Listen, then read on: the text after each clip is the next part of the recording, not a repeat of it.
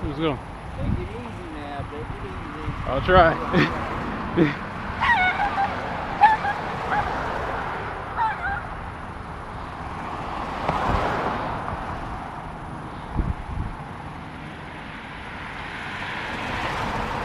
So here's an Army cavalry. Cavalry. You can never pronounce that. Bottom line, the dudes that fly the helicopters.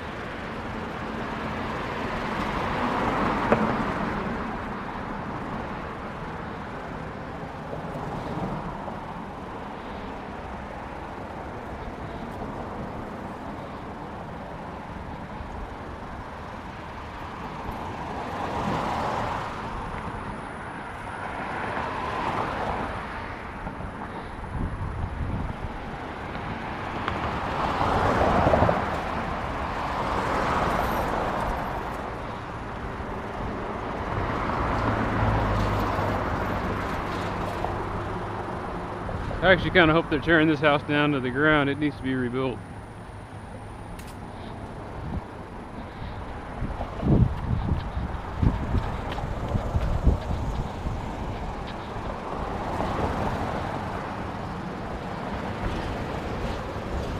said it's warm out here. It's only 91. That's practically winter in Texas.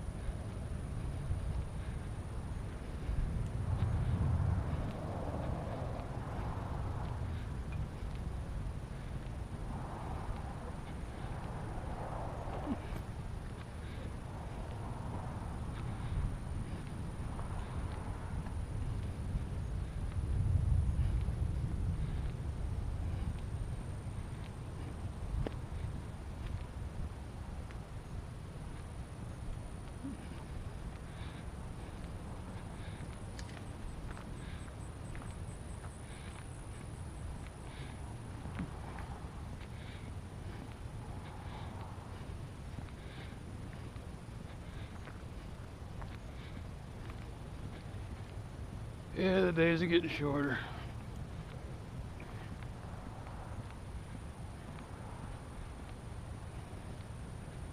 By about 2 minutes per day, I think. Yesterday it got dark at 8:39. Today I swear it's getting dark. Like, I started at 8:05. And you saw how dusky it's getting, so probably around 8:30 is last light.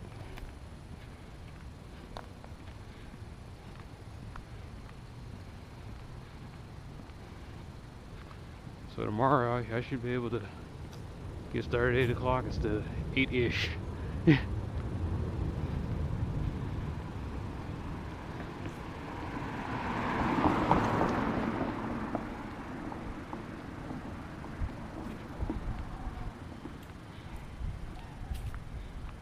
Yeah, I love the night.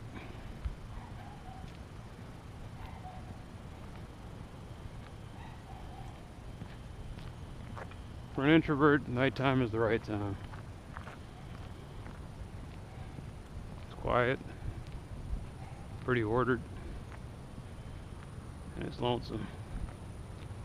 Just you and your thoughts.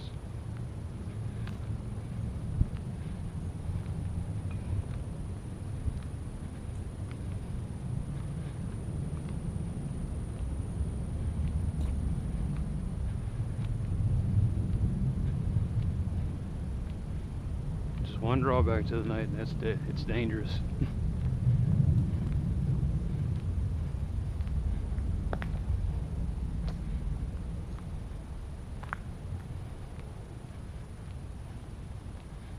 Lack of visibility means chaos has an opportunity.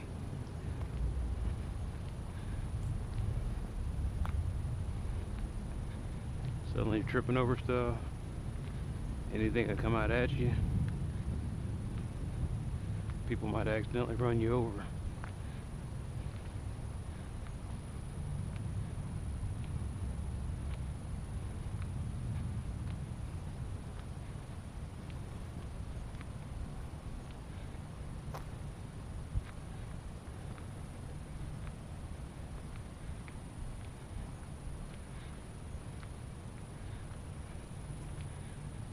I always have this dream of living in a small town with a great internet connection and just living a quiet, simple life. Problem is that you exercise outdoors in a place like that, and something happens to you, you just disappear. I mean, that can happen here, but out there it's because of the sparse human population. Here it's just apathy.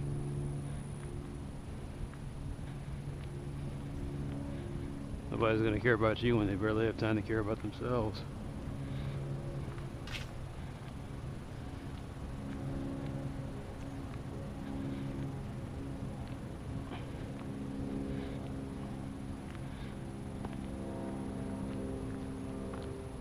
In the country, I'm sure they have to worry about wild animals and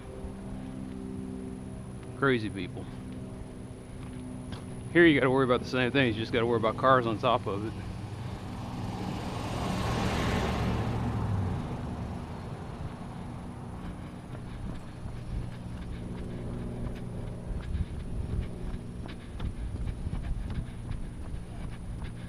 Everybody drives for every goddamn reason.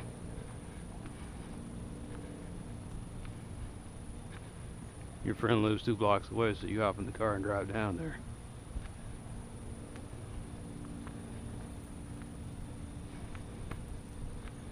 You're not bringing anything. You're not going to carpool and go anywhere. You're just going to go visit. You hop in the car to drive about 500 feet.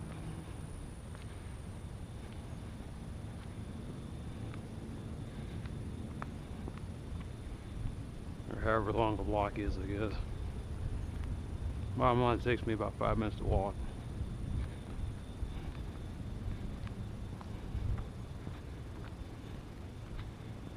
In the time I've been talking, I passed a couple of blocks.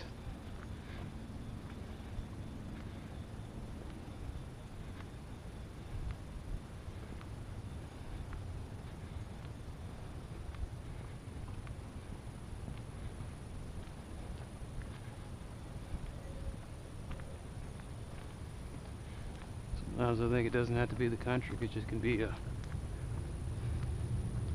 See, there's no such thing as a quiet city. That just... that's an oxymoron.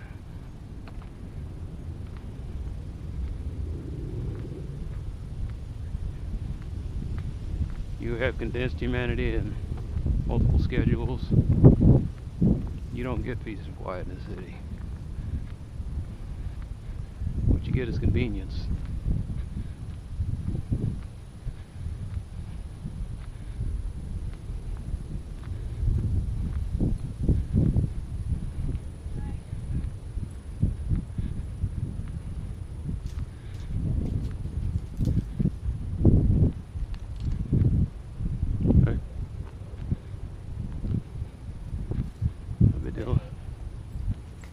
I've been dealing with folks and pets all day.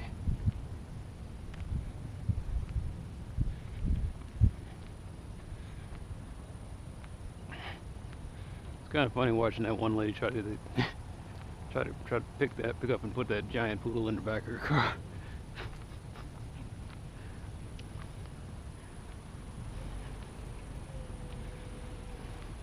You know, chivalry meant we had to do something as men, but now that it's dead, it's kind of funny to just be an observer.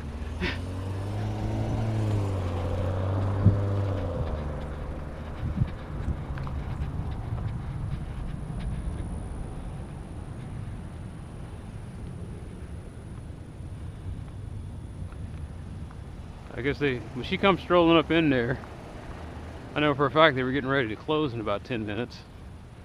And I have no idea what she was thinking she was going to do.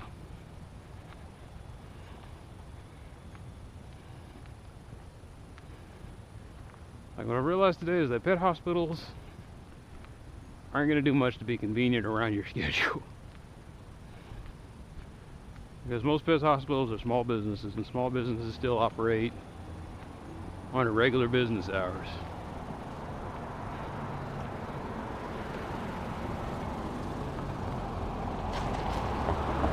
Like, for human beings, everything's 24/7. But if you got something going on with a pet, you're still dealing with a small country doctor.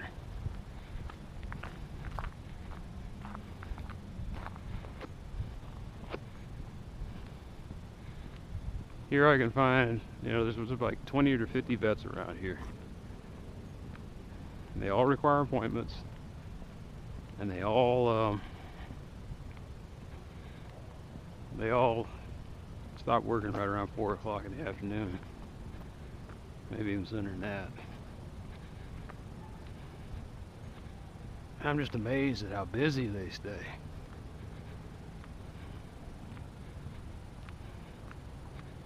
Like, you thought emergency rooms were packed, man. Go to a vet hospital sometime.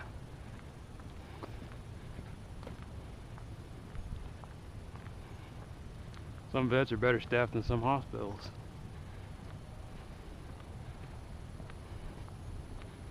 I see all these, yeah, they're still PCTs. I see all these PCTs and basically just PCTs and vets. I don't think animals have nurses.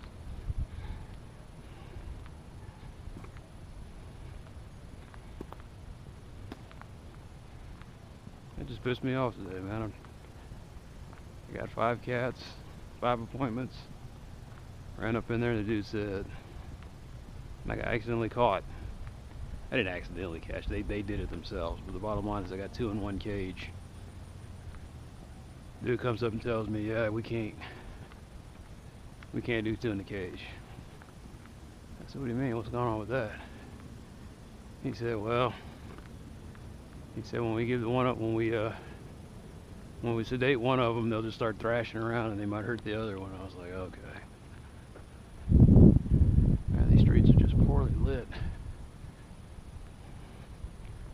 I didn't even want to argue with the dude. I said, there's nothing you can do. So I come to find out that most of your vets just are poorly equipped to deal with stray animals. And this was one that got into the volunteer network, but the guy they don't have the right equipment. Places that deals with strays, what they can do is they can give you what's called a, thing's going out. Good thing I brought the other one. What they can do is they can get you a, they call it a trap divider. They put that in there and they let one out, and they can deal with two strays and 2 ferals in 1 cage.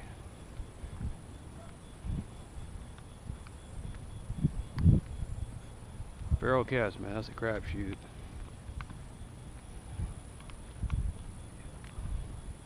If they paid you to do it, you'd always have work. I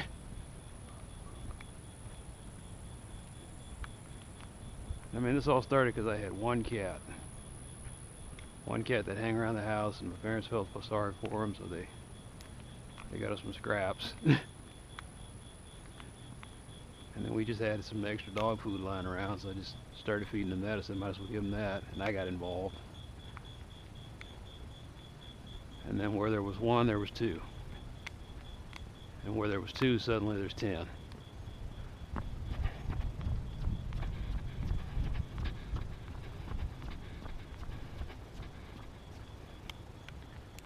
And I spent the last 3 months dealing with.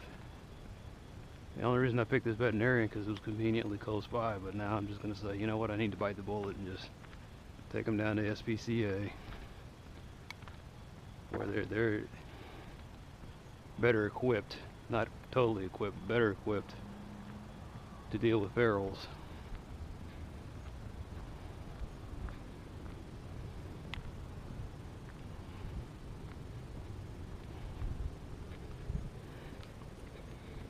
It's a real enough problem to where they need to start just kind of adding to a lot of the budgets of cities. And it's people's fault. We get that. We know what causes it. But where there's a problem, there's a solution.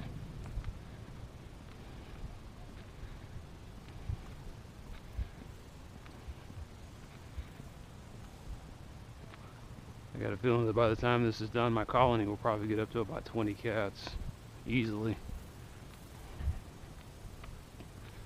Because the females, I got 2 adult females that I know of in the colony. One just gave birth to a litter, and or whatever you call a bundle of kittens. And unfortunately, most of the ones in her litter were female. I got 2 of them today.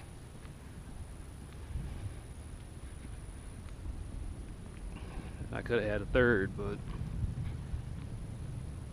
like I said, I went to the vet that ain't equipped to deal with that. It can get expensive too, man. If you're doing it on your own, I see why people do things the wrong way. To do it the right way on your own, each cat is easily $100. That's the low end estimate. Because they start charging you fees. They're talking about, well, we do the neutering. You got to buy traps, bait, supplies, which is like a tarp, zip ties, food.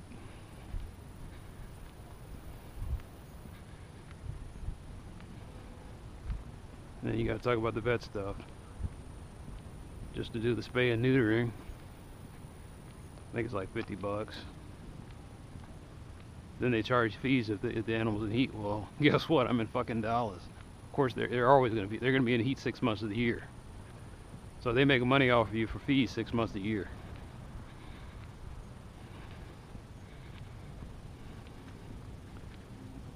So it's like 20 bucks if they're in heat, 40 bucks if they're doing this, da da da da da. And if you want to do it right, you got to vaccinate them, because there's so many diseases out there. The cats have to sit there, and they're social animals, so you got to get them vaccinated.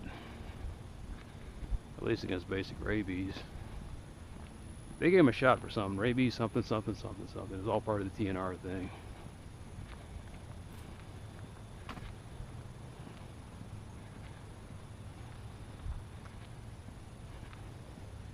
But here I live in Dallas, and they can't build a pet center that handles that the right way. So I got to go way out to a place like Crandall, Texas, where that's all they do is deal with wild cats. Some rural hospital. The guy says, "Yeah, I got all the equipment. I know exactly what to do about this." And that's all that network handles is stray cats.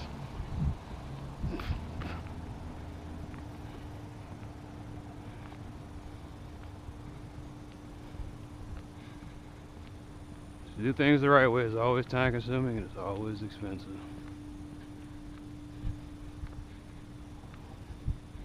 I lost the whole day dealing with this. And it's my fault. Let me put it this way, it's my fault for being charitable. They say no good deed ever goes unpunished. You want a good test case on that? Try feeding a stray cat.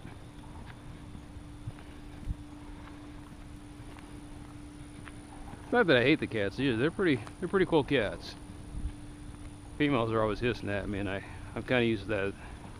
I realize that I'm loathsome to females across all species, so that's not news. But dudes, man, they just come right up to you. Let's chill, homie. You know. Start rubbing up against your leg, you scratch his chin. Bond is formed.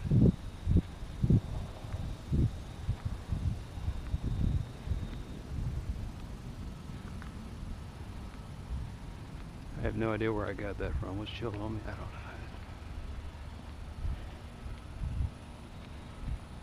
know. I'm sure white folks think that black folks get together and they have secret meetings where they decide handshakes, dances, and vernacular. But no such animal exists.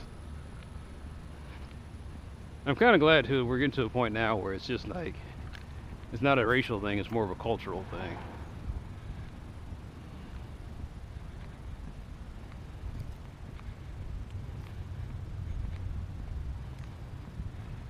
There are black guys out there, there are white guys out there that know more about being quote-unquote urban and black than I will ever know.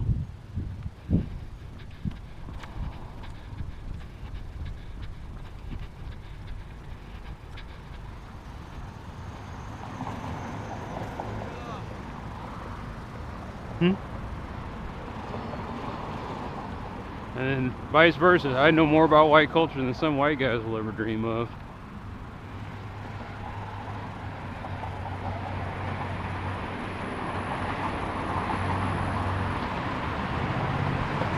Or quote-unquote white culture.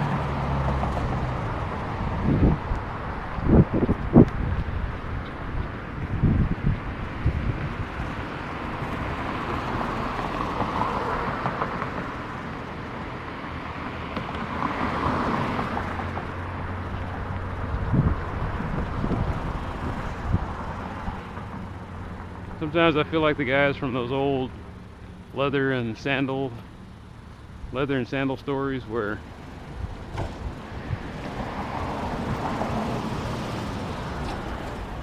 the barbarians and the civil tribes exchanged babies as some kind of peace pact. And then when the barbarian kid came of age, tried to reclaim its lost roots or heritage.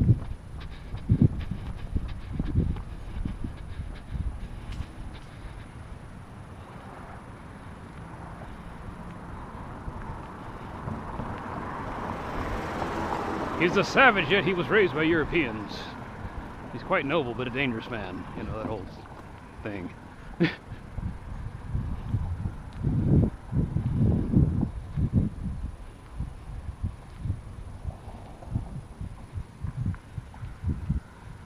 History's just littered with them. Esteban. Is it Esteban? Pocahontas. Sacagawea. Marco Polo, I guess. Bridges.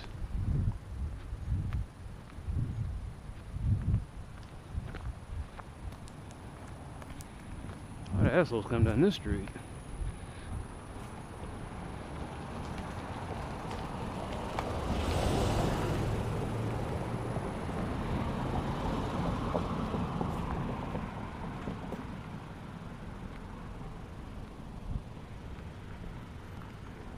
We'll only get so far.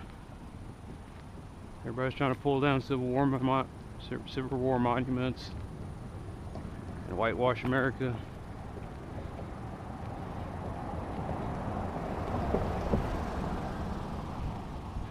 That's America's legacy, though. At one point, it didn't want to pay for labor, and even today, it doesn't really want to pay what it deserves to pay, or what it should be paying for labor.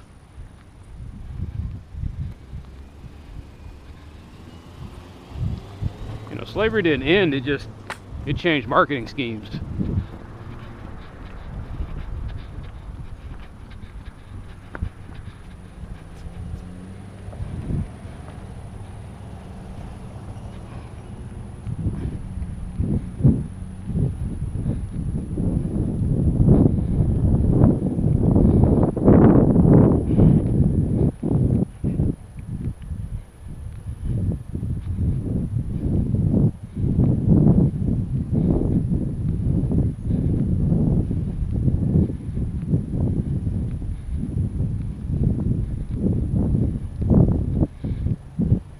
Slavery is not.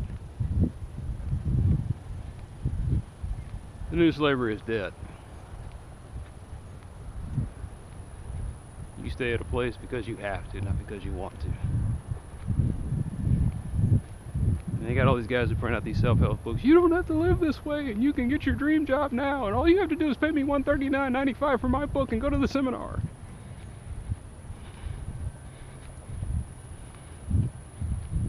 You're poor as fuck. You're already almost 6 figures into debt because you bought into the American dream.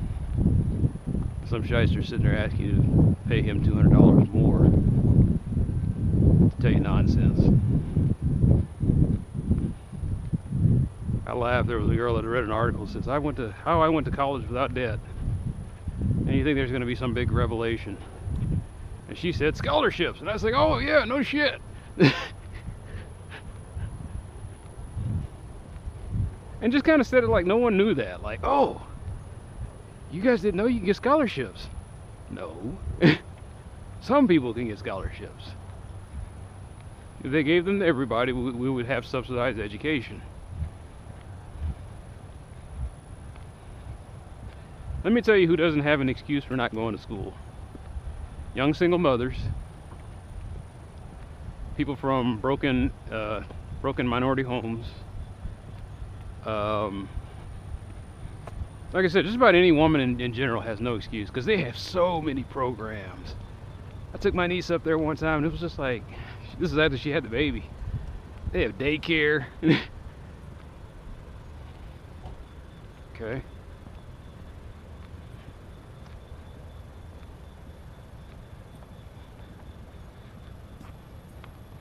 Always get that stare.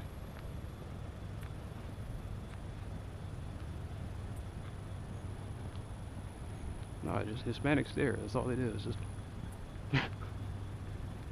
like, dude, say something every once in a while. Anyway, they got daycare. They got classes that fit around your schedule. They got job training. They got vouchers that help you out with your. They had vouchers that help you out with gas and stuff. I was just like, man. It's like, damn. Sometimes I wish I was a woman. if you're a guy, you don't get, like, if you're a minority guy that has no drama in his life like me, you couldn't get jack squat. God help you if you're a white guy. You're the reason we're in this mess. You get bupkis. Damn, dude. You have to be really spectacular, really ambitious to get certain scholarships if you're a certain kind of person. If you're neither one of those things, then good luck with those student loans.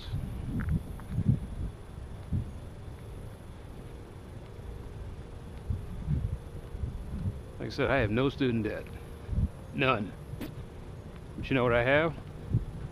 I have a degree that took me 20 years to get and has no relevance to the real business world. Oh, you got a computer science degree. That's nice. It's a hard degree to get. Yeah, I know. Now, do you know how to do this? Well, no, we didn't really study that. Well, do you know how to do that? No, we didn't really study that either. Well, how about linking this with that and that? It's like, well, that's kind of specific for a generalized degree. Yeah, sorry, we're looking for people with experience in that. That's code. We don't have a training program. We don't plan on having a training program. We're struggling to get by. And we're hoping for $50,000 we can find a guy that can do everything in IT. $50,000. Starting pay for guys like that, $200,000 and above. Well, hey, good luck with that job, with finding that job candidate.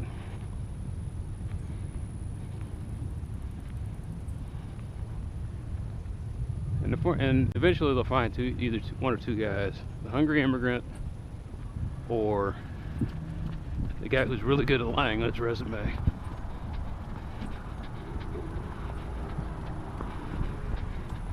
The hungry immigrant, God bless him, he'll try hard, but because of cultural differences, he'll screw up a lot of stuff. And the guy who lies, he'll fake it good for about 6 months. And then when he becomes entrenched in your system, you can't do anything to get rid of him, because that would admit that you hired the wrong guy.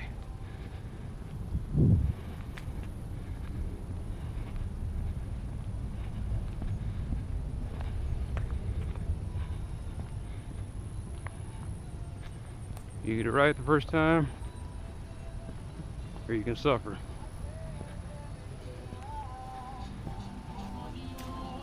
Evening.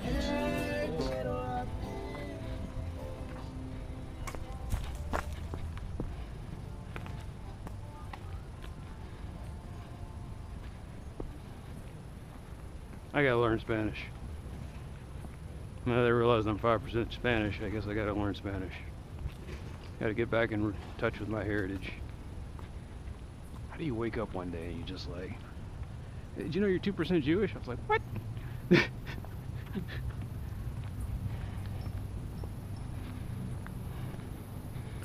At the end of the day, though, I'm just a color.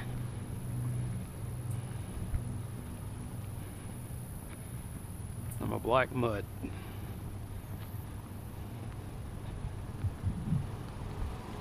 Nobody likes black mutts. Their bitches are the fiercest, and the male bucks, they get the biggest and the orneriest.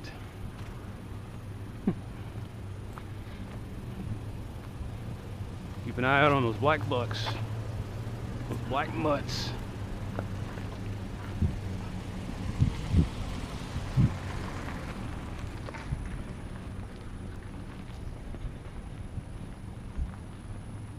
But hey, you managed to break one and domesticate it, it'll be the most dependable, loyal animal you ever owned.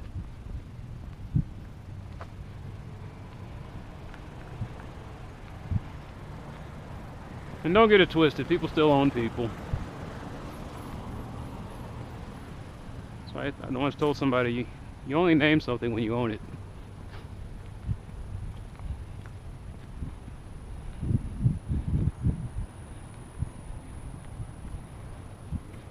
Because you're going to be seeing this thing 24/7, you're going to be taking care of this thing, and you might as well have something to call it.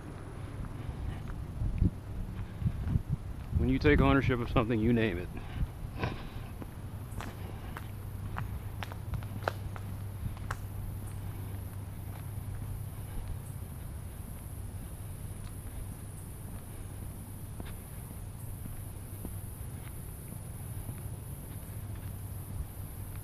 why God has no name. I think I've said that before. Like, what do we call you? Well, I really don't want to get too attached to you people, so just call me Bob for now. I'm thinking Jehovah was like the Hebrew version of Bob.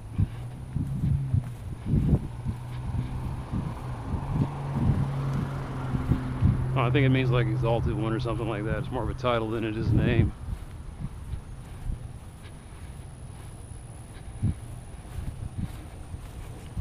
Well, it's true what they say, man. The freaks come out at night.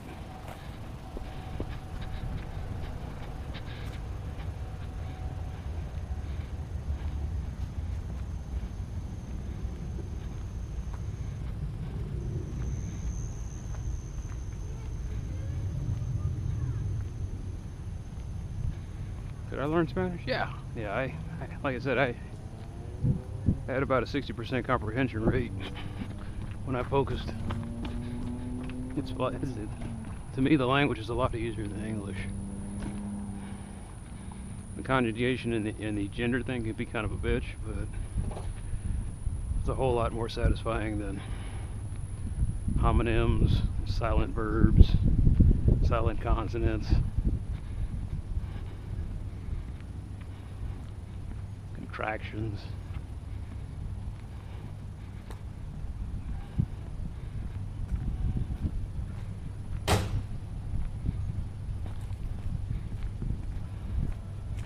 The cool thing about Spanish is after a while they can just stop. They could drop pronouns from their language completely and still be functional.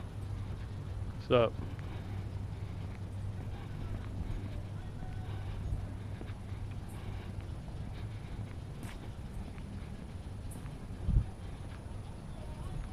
I can't think of the last time I said yo to anything. It's usually just I say the first person verb, and folks pretty much know what I mean.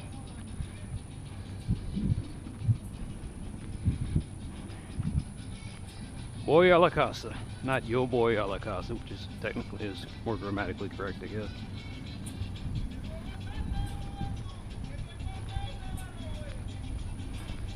I don't understand why the Spanish language has the letter V and B. They can get rid of one or the other.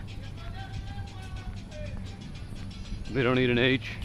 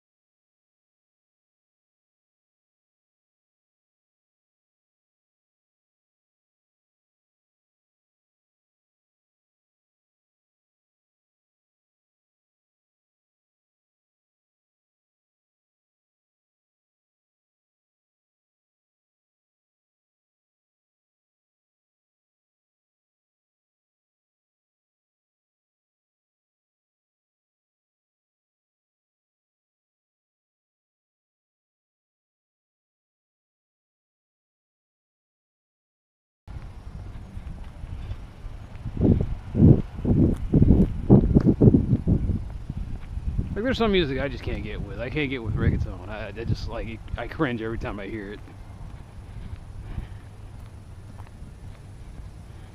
I don't really like banda or Mexican polka.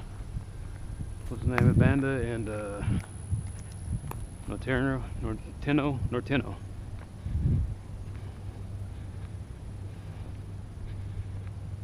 Love salsa. Never gonna hear it in this neighborhood though.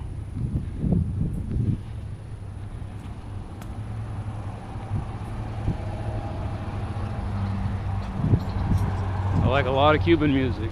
Never gonna hear it in this neighborhood though.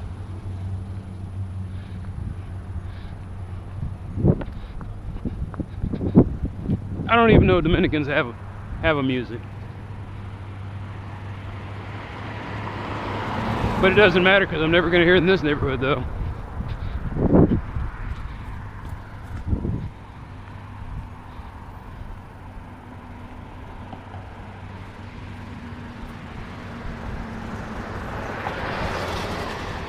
I even like those songs that they, I call it drunken sad music. The guy sings there and he sounds like he's gonna cry anytime.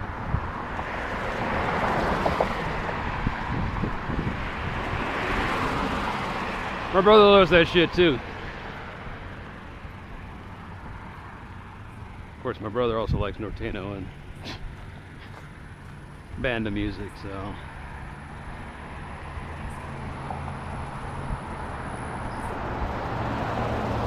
My brother is weird. Speaks Spanish.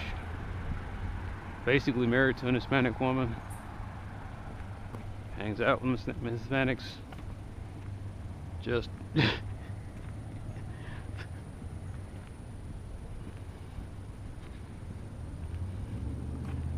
he went full Latin American.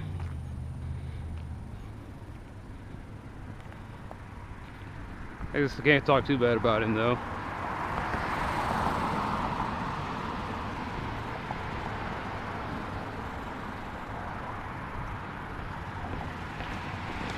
I went full geek, so.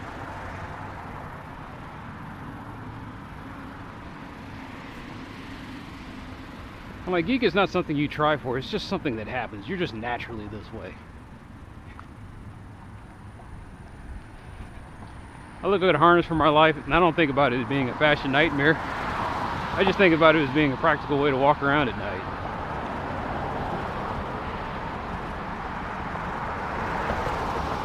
I don't see anything as fashionable, I see it as practical. The pith helmet may have went out of style, but I don't care. My head is fucking cool.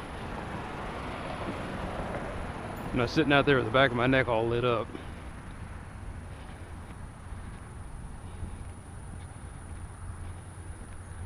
Nobody else wears their shirts and their pants. I don't care. I get tired of getting it snagged on, having the shirt hang loose and get snagged on something. Nobody wears headbands. Well, guess what? No one else has to wear hard contacts either.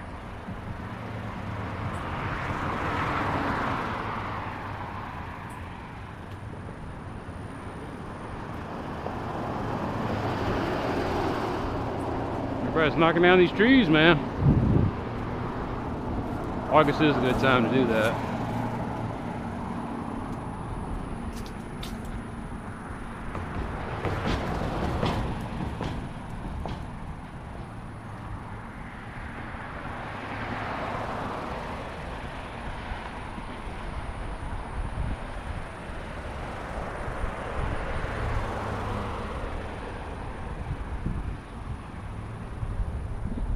For a while there in my first years of college, I got really hooked on Asian culture.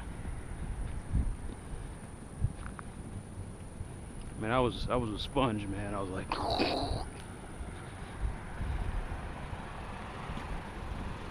and I met this white dude named Ryan. Ryan was a trip. He could speak Korean, Vietnamese, Cambodian, Thai, Japanese. He spoke both Cantonese and Mandarin.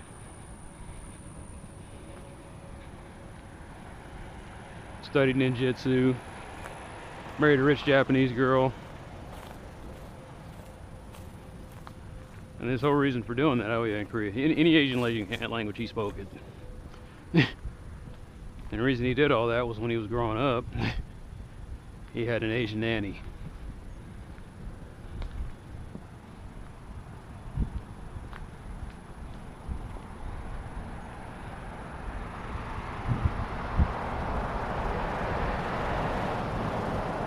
What motivates people?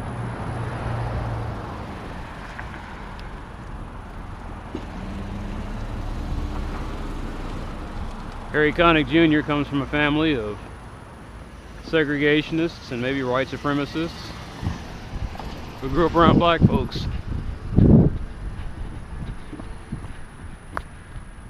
Like I said, Harry Connick Jr. knows more about black culture than I'll ever dream of knowing.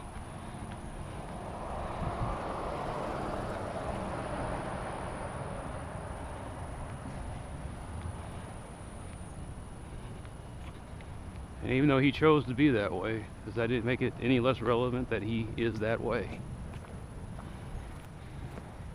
I don't think Harry Connick Jr. can turn it on and off like a light switch.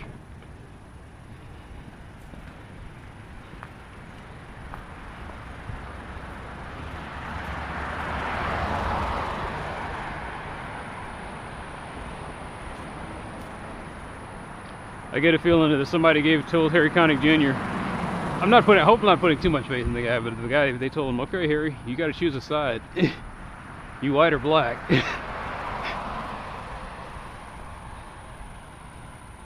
Harry said, when you put it like that, I'm black all the way.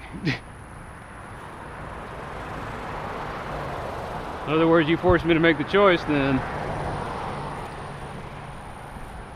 I choose to be a rebel, an outcast, an outsider. That's all that means, man. Congratulations, you're black. That means you do not fit in the system in any way. Good luck trying. Oh, you were raised by a white lady. You're still black. Oh, you went to Harvard and you went to Harvard. Still black.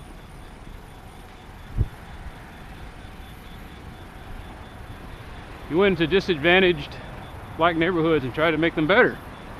You're still black. You're still an outsider.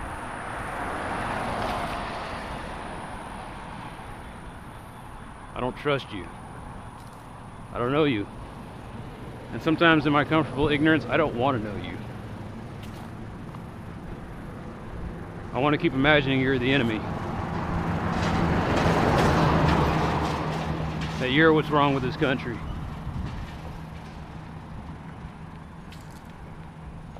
That you're the reason I can't get ahead in life. You're my scapegoat. And it fixed because you've got a blemish already. Your skin is dark.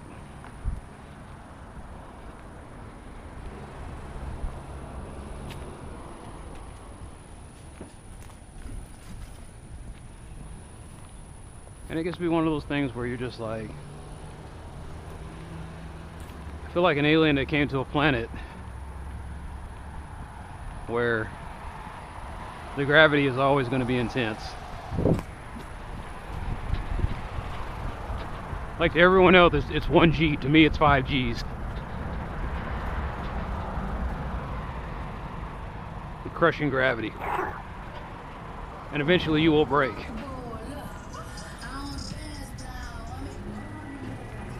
There's just going to be one day where you think, I'm going to take a normal step like I normally do under 5G. And your bones give out. Your heart simply can't take it anymore.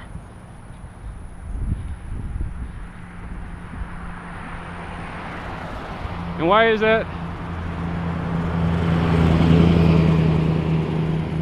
Because no matter how strong your spirit is, or your heart, or whatever you want to call it, your body's still governed by chemistry.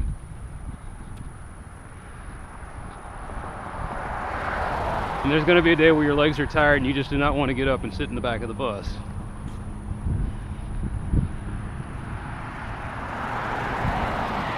There's going to be one day where somebody whipped you just a little too much. Where your belly is grumbled for the last goddamn time.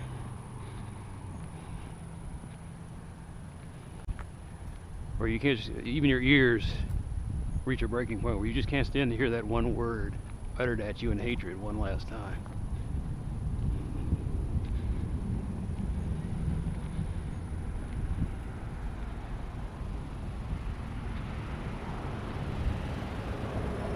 Is it that bad? It has its moments, man. Like, it's not like every day someone's out here in Klan uniforms beating the hell out of me with 2x4s and making my life a living hell. But like I said, they're brief moments. You go to a job interview and the lady's just jumpy the whole time. She won't even establish eye contact with you.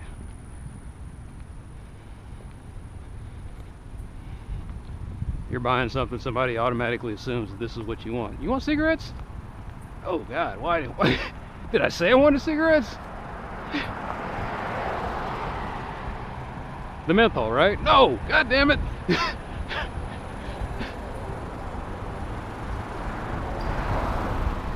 What I'm really tired of is when everybody's trying, but nobody knows what to say to each other. So they're like, there's this awkward moment where they're just trying to figure out what to call you. I'm the black guy. Yeah, you can say the black guy. Go ahead, man. You've earned it.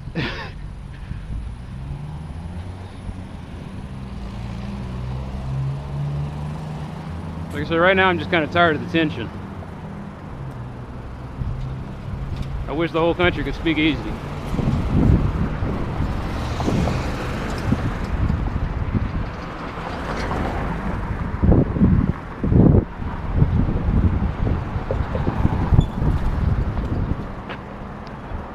Yes, I'm tired of racism. But I'm also tired of political correctness that tries to pretend it doesn't exist. Maybe we just don't say it, it'll go away. Like, nah, man.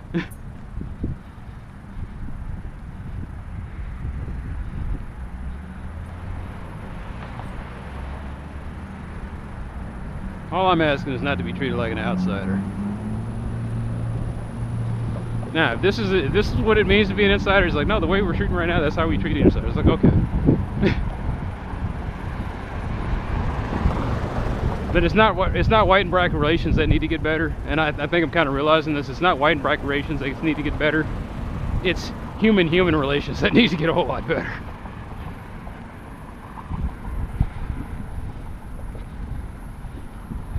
You need to stop looking at everybody and seeing them as a target, a victim, an opportunity, a tool. And start seeing them, yeah, okay, this is another guy. If it helps, look at a guy and see yourself.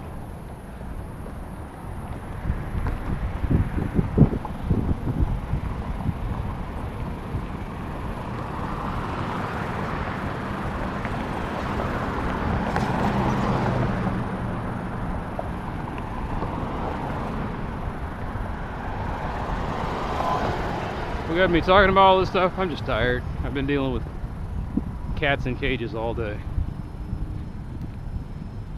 I'm still upset that I won't be watching, that I can't watch NFL football anymore because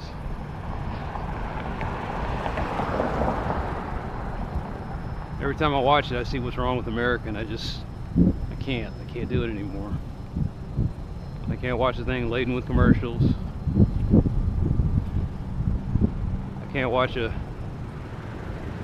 a league that, like I said, you beat somebody up, you deal drugs or something like that, we'll give you like a 6-game suspension. You cheat in the game, we'll suspend you 4 games.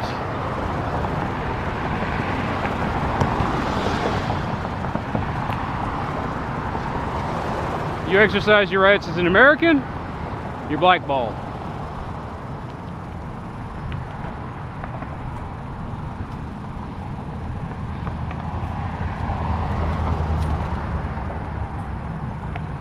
And make no mistake, the NFL can legally do what it was supposed to do. When you go to work, you give up a lot of your rights. That doesn't mean I have to like it, though. That doesn't mean I have to be a part of that. You don't want your employees to show any kind of individuality, spirit, or Americanism? Fine. I just won't eat there, or I won't buy anything there. Or I just don't want to be a part of that in general. You want your guys to quietly get themselves beat up and they can't celebrate every once in a while? Fine. I just don't have to watch that anymore.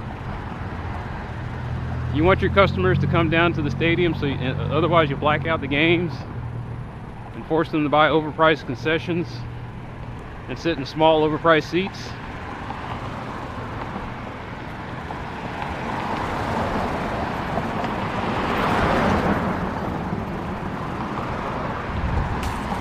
Rather than giving them a simple, inexpensive online solution, fine.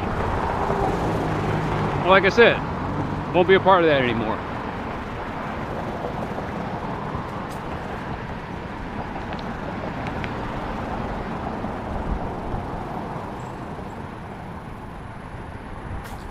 I stopped watching baseball because it was boring.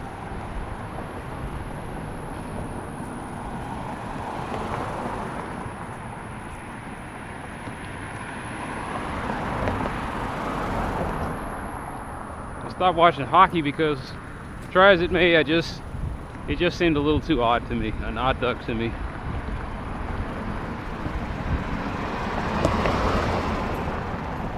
I'm still trying to wrap my mind around a prime number of periods, not quarters. Not quarters or halves. No, we do our game in thirds. I was like, okay. I don't like offsides. I don't like the blue line rule.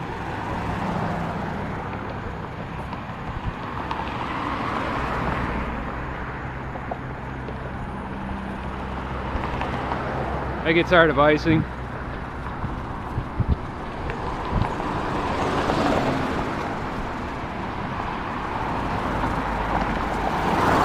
I don't quite understand face-offs.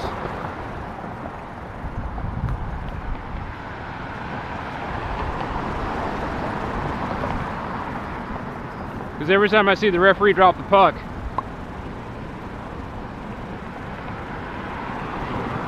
it's never in the middle. Like, he's always off a little bit, and he goes to the one side.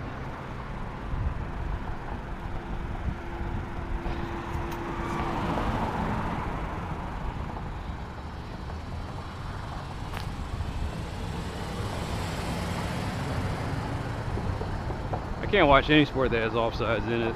I mean, like traditional offsides, not well, then again, I can't really watch football that much. I mean, American football.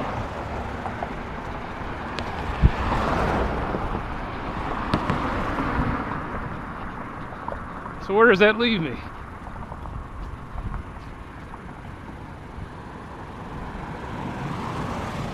That leaves me with basketball and the occasional odd duck sport. I don't watch the Olympics because I don't really keep up with the sports in hand that they talk about. I grew up watching boxing so I could watch boxing, but I can't watch Olympic boxing.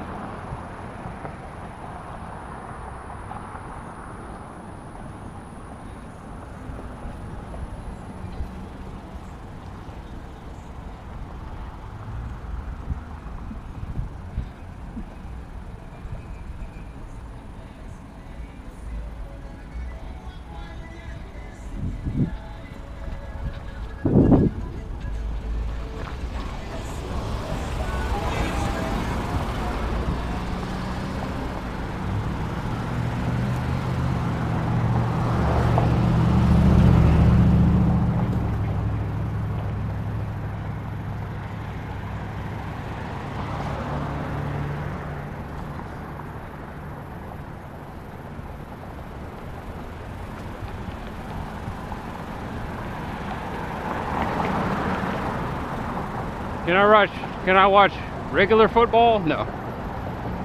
No, soccer's not my thing, man. My brother played it for years, up until he was 18.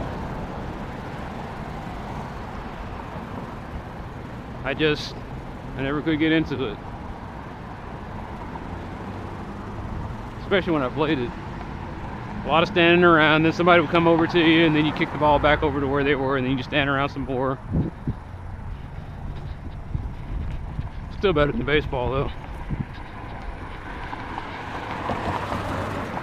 My baseball experience was sit out in the outfield. Every once in a while somebody hit something to you.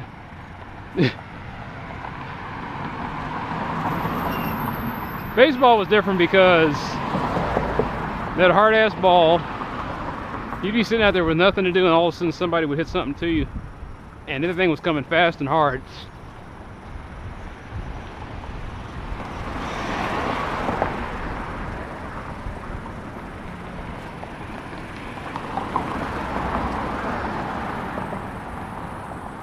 Then you finally catch the damn thing. And you're expected to lug it hard as you can to this relay guy who lugs it to somebody else.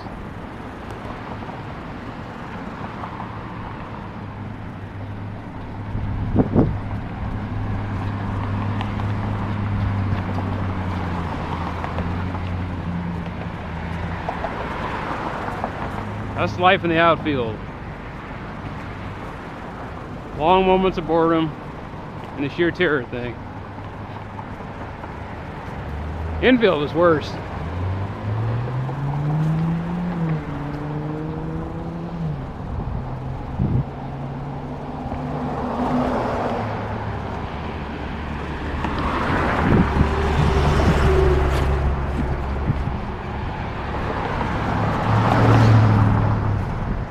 You got to cover a base, then you got to cover a gap, then you got to cover. That's what it is. You cover the base and the gap.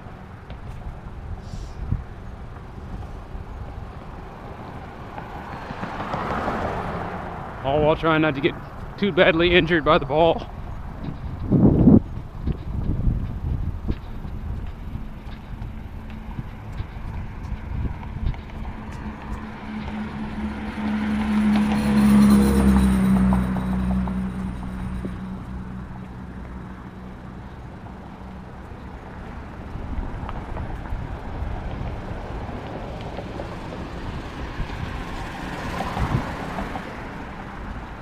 But I miss football.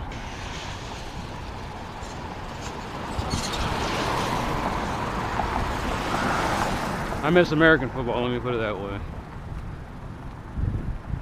Playing it, I mean, not watching it.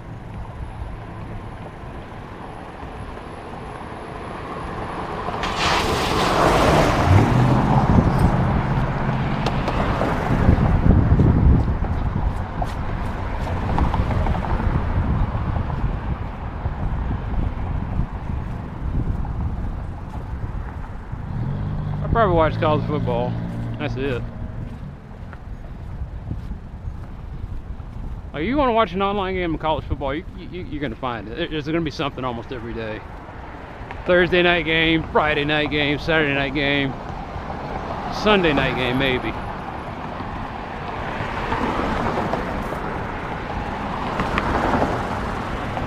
That's during bowl season, though.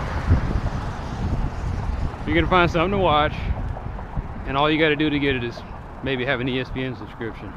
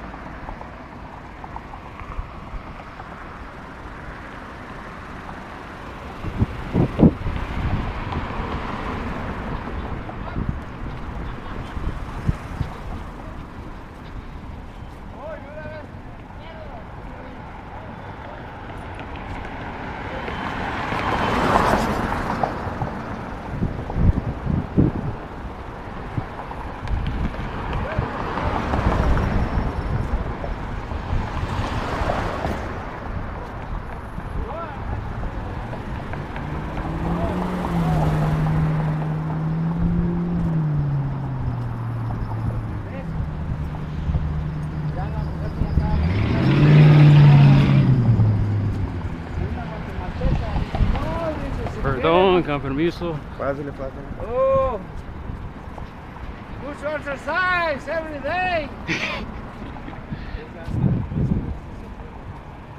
Oh, entonces.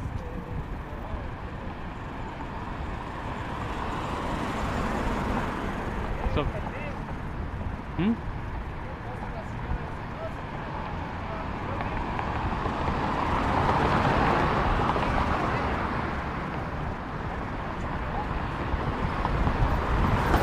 Paso, paso.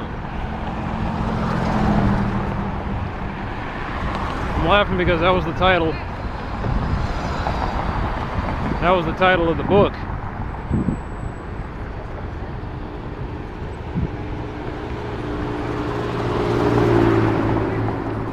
That was the title of one of my Spanish books, I think, in high school. Everybody had the same one. It was I think it was a CSC, or something like that. You know,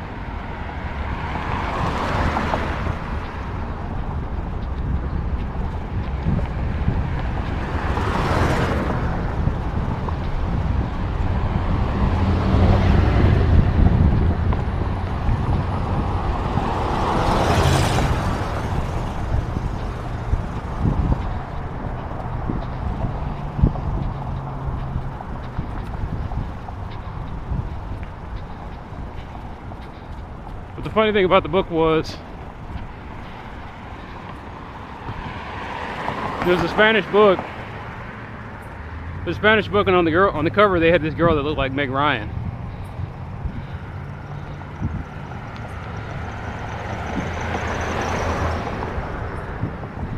She's sitting out in the field. She's got wild blonde hair. A lot of assholes out here.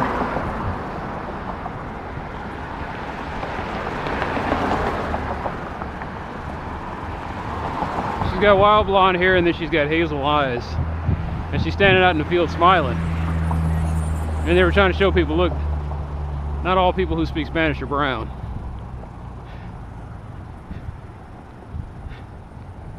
That's true. Some of us are black.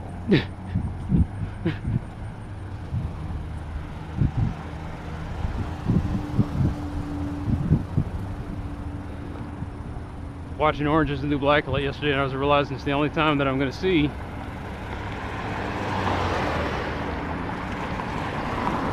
probably the only time I've ever seen black Hispanic women.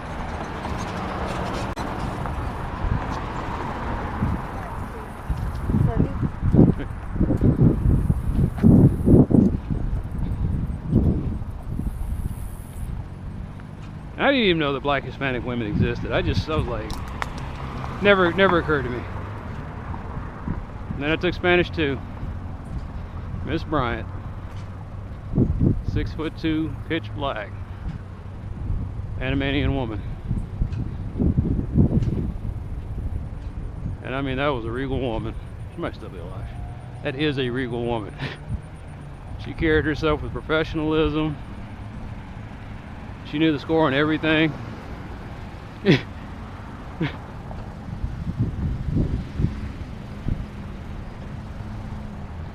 Now, like I said, she was way more African than I'll ever claim to be. That woman was like, look. Basically, she was trying to explain to me the rule that I know so painfully now. Twice as good, half as black. You got to be better than the insiders, and you got to be humble about it.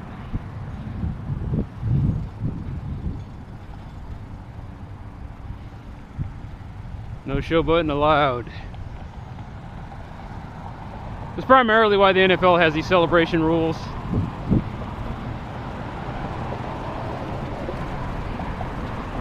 The NFL looks at you and says, "Hey, Blackie, you seem to forget you got to stay half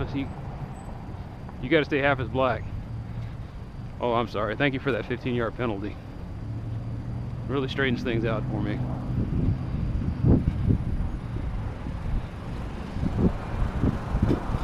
Just to make it seem like they're not biased, every once in a while they enforce it on the white guy too. The white guys don't really celebrate.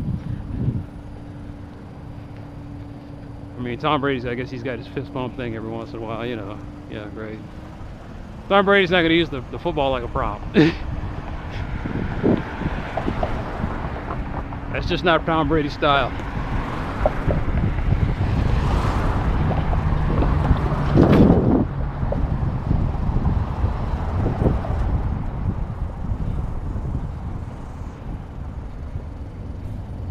And I gotta wonder though, I mean, he always seems like he's straight-laced, but every once in a while does Tom Brady in his head think, you know what?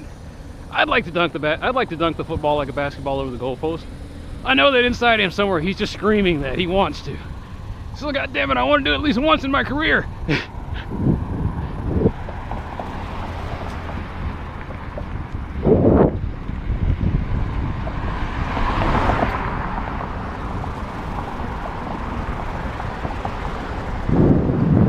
Problem is Tom Brady, I think he's, as I recall, Tom Brady actually was actually pretty good at basketball.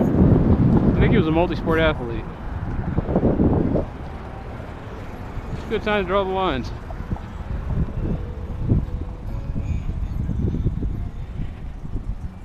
They must be trying to make that place look nice so that the guy who buys it and tears all that stuff down gives them a good price.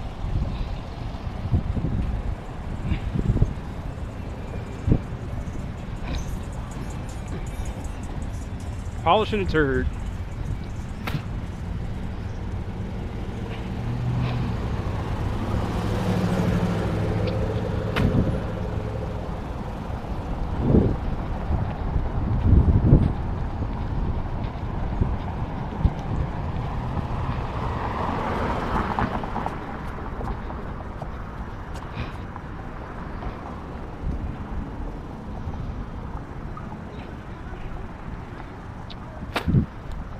Miss Bryant.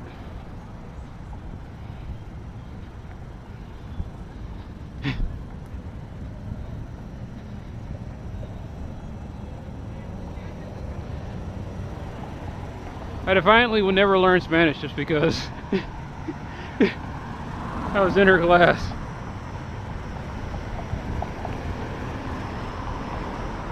Now I wouldn't mind. I mean, you know what made me want to learn Spanish? Telenovelas. I keep telling people that. It's just, you want to learn Spanish? Watch a telenovela. You have no choice. Because you got to know what's going on. It's like, this is really fucked up what I'm watching. I can't understand a word of it, but I can see this is pretty fucked up. You know the name of the guy, you know he's a prick. But you don't know exactly why he's a prick.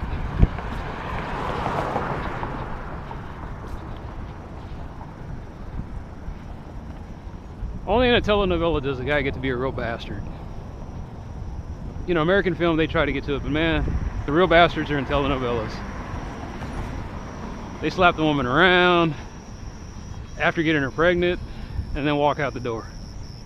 And then they get to come back later. Like, oh, don't mind him, he's my husband. That's the way we greet each other.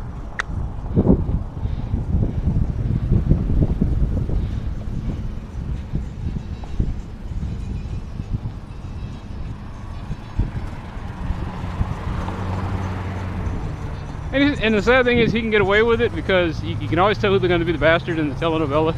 He's the best looking guy.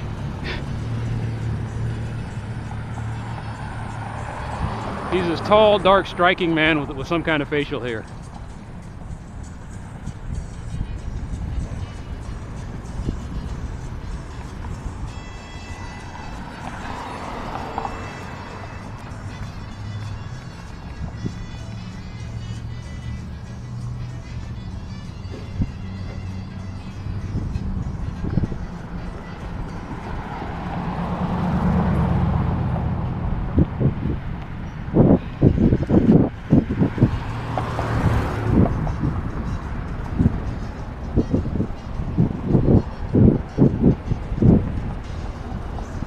Color me corrected.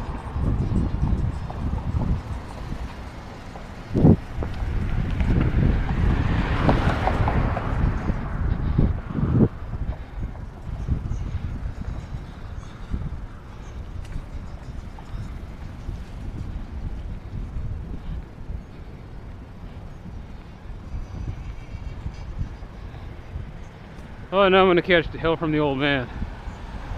I used to get mad about it, but now I realize it just means he really cares. You walking around kind of late at night, ain't you? I was like, I didn't choose to. I really didn't. Messing with your cats. And I call them his cats because after a while I just wanted to stop feeding them, but he's just like, no, I gotta keep feeding them. And a heartbreaking thing happened. One of the kittens got killed. Somebody's stupid stray dog was running in the neighborhood. And nature's cruel, man. And so the mom was sitting there with her babies, and one of the babies got yanked up and had his spine snapped by one of the stray dogs. My dad had tried to take it in, tried to get the vet to help it out, but he couldn't. He just had to put it down. And so he said, we got to catch him. I was like, okay. Or he said, we got to do something about this. I said, okay. So I had to do all the research, and now I'm trying to catch him.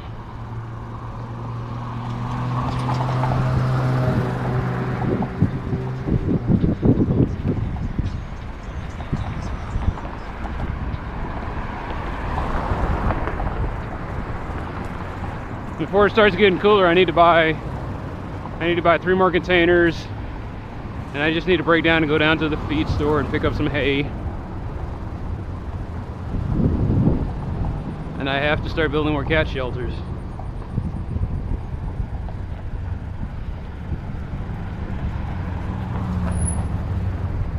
I'm gonna have to buy my own traps. So suddenly,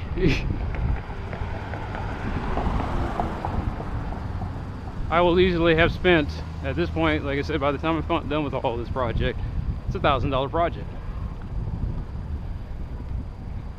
It's not the way I wanted to start, but that's the way it is.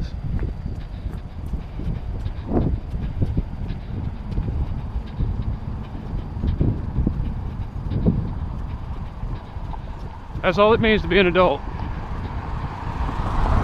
Let me rephrase that. That's all it takes to be a responsible adult.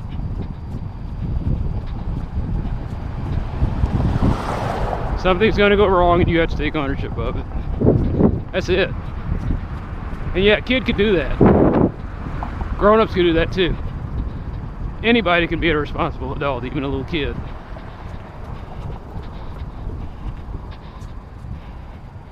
If you see something wrong, you fix it. It's not going to be easy. People are going to give you a hard time. They're going to second guess what you do. And then they'll heap praises on you.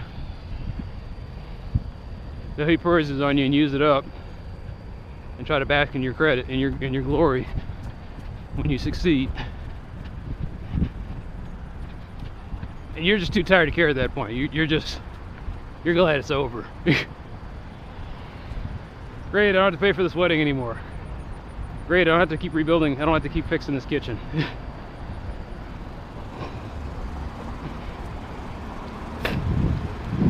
Never happens with kids though. It's not that you sit there one day and say, oh great, I don't have to take care of these kids anymore. Two things are going to happen. You're always going to want to do that, and there's always going to be at least one situation where you have to get involved. I didn't have kids. I didn't want kids. But I still had to wind up taking care of kids. Isn't that fucked up? I was like, how does that happen to a guy? You don't want to do it, you ain't trying to do it, but you still got to do it. How does that happen?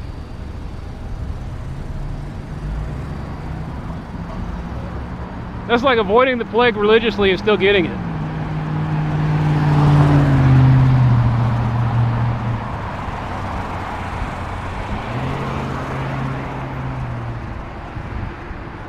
And I'll tell you how that happens.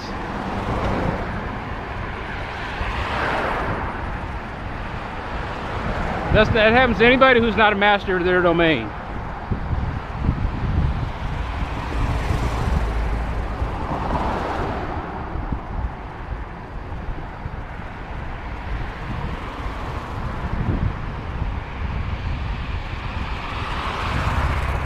And that's kind of the joke is, even a master of their domain, what they learn is they can't stop problems from leaking into their domain, but they can control which problems leak in.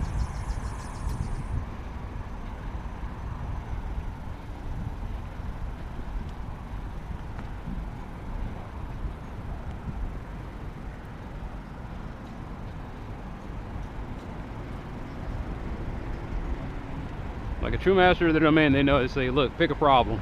Because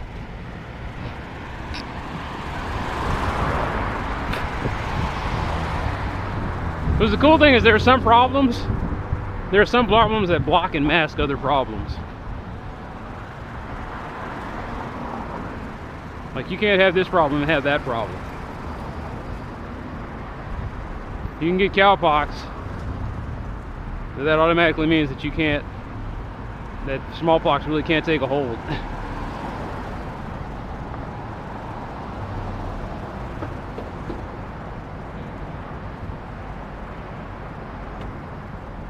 I can't pronounce the name, but there's a series of viruses that start with Z.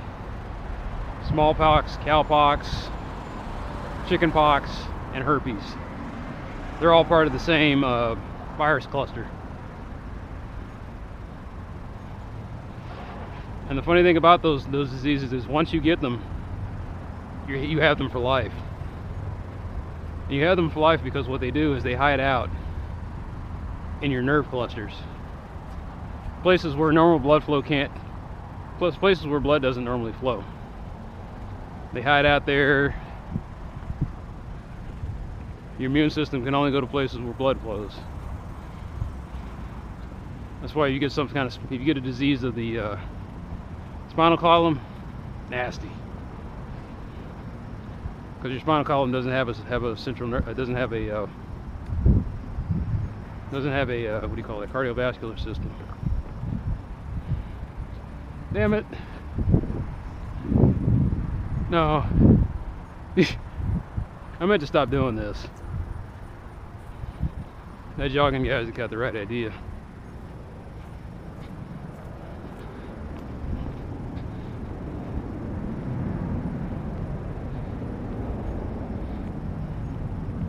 It's just habit. I gotta break myself. I gotta get a new habit, and my new habit is I gotta cut through Walmart. Like they say in American football, keep doing it till they stop you. Somebody will say something eventually. Why do you keep cutting through here? I'm not allowed. Only if you're a customer. I thought I only bought the cars. Because how are you gonna enforce it? Is the cop gonna come strolling up here? This is like the 50th time we've seen you walking through here. The cop don't know it. He won't know this is my first time going through here.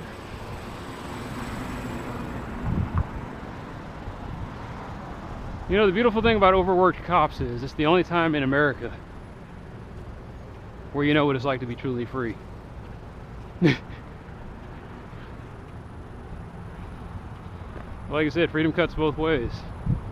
Also means you're in charge of your own security.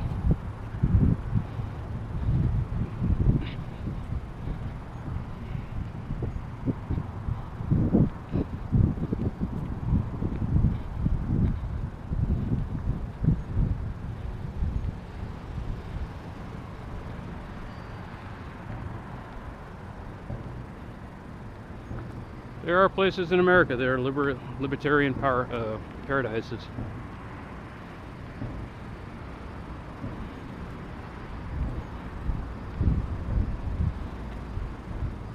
Anywhere in the North Midwest. Montana, the Dakotas, Wyoming. It's where the rich and powerful disappear.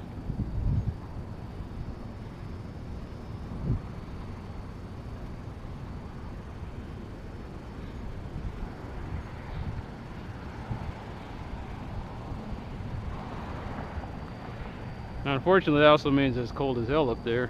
Brutal winters, but you know, you want true personal freedom, that's the cost. It's a harsh climate.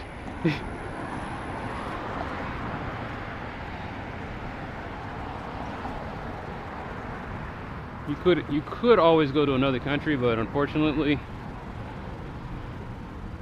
being an American citizen is a lot like joining the mafia. Once you're in, you're in.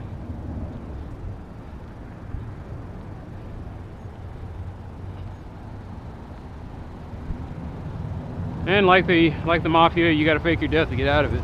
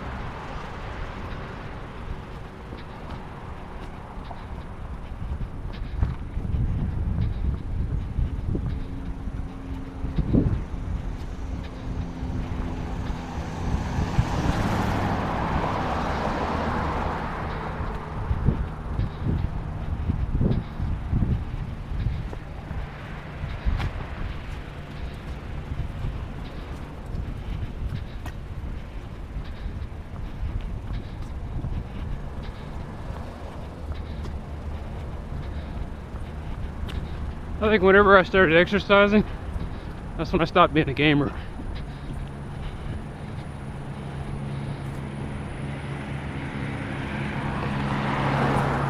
Someday though, they'll find a way to combine both my passions, and I won't be without again.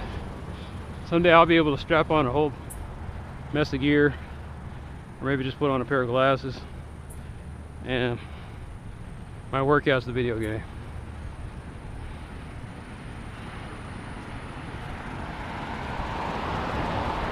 For 2 hours I run around killing something, or solving a problem,